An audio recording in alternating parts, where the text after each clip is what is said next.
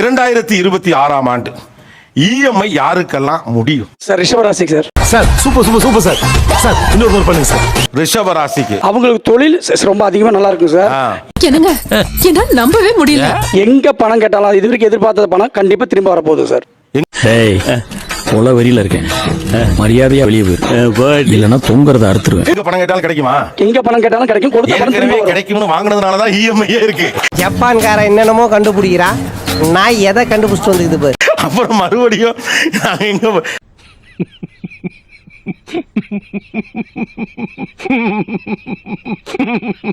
நல்ல வேலை கிடைக்கும் சார். யாருக்கு? ரிஷபராசிக்காரங்களுக்கு. வாய்ப்பில்லை ராஜா, வாய்ப்பு. அந்த வேலை மூலயமா நல்லா அவங்க வேமா அந்த பணத்தை திருப்பி அடைச்சிடுவாங்க.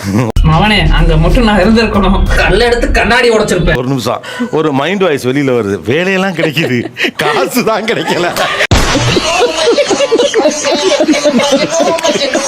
யாருக்கு இஎம்ஐ முடியாது? கும்பராசிக்கு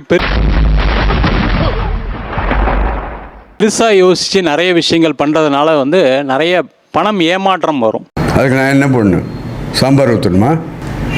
பேசுங்க, ஒழுங்கா பேசுங்க. வேலையில சில பிரச்சனைகள்லாம் வரும். அதனால இந்த வருஷம் அவங்களுக்கு கொஞ்சம் டஃப்பான இயரா இருக்க போகுது. ஓகே.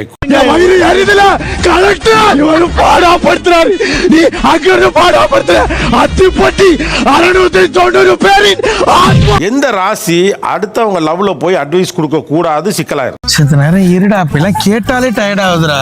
விருச்சிக ராசிங்க சார். சார் அவங்க நேச்சுராவே அட்வைஸ் அடுத்தவங்களுக்கு அட்வைஸ் பண்ணிட்டே இருப்பாங்க. எல்லாருமே கோமாளி சொல்லுவாங்க, இன்னைக்கு தான் உண்மையான கோமாளியா இருக்கு. Super super. அது இப்ப பாத்தீங்க அப்படின்னா அவங்களுக்கு விருச்சிக ராசிக்கே நேரம் கொஞ்சம் சரியில்லாம இருக்கு. ஏன் எதுக்காக இப்ப போய் இவங்க அடுத்தவங்களுக்கு சொல்றது சரி வராதுங்க சார். வேற என்ன பண்ண சொல்ற? நீ என் கூட வா, நான் ரோட்ல அங்கிட்டு போறதா, நீ இங்கிட்டு போடு, ரெண்டு பேரும் சேர்ந்து எப்படி இருப்போம்டா. சார் இப்போ எனக்கு அரேஞ்ச் மேரேஜ் நடக்குமா இல்ல லவ் மேரேஜ் நடக்குமா? என்னோட கல்யாண வாழ்க்கை எப்படி இருக்கும்? கொல வரியில இருக்கேன், மரியாதையா வெளியே போயிரு, இல்லைன்னா தொங்குறத அறுத்துருவேன். செல்விட்ட கேக்குறீங்க, நீங்க தானமா சொல்லணும்.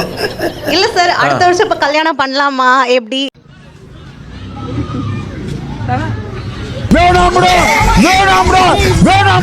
விருச்சகம் இப்ப லவ் பண்றாங்கன்னு வச்சுங்களேன், ஒரு 2 years 3 years லவ் பண்ணாவே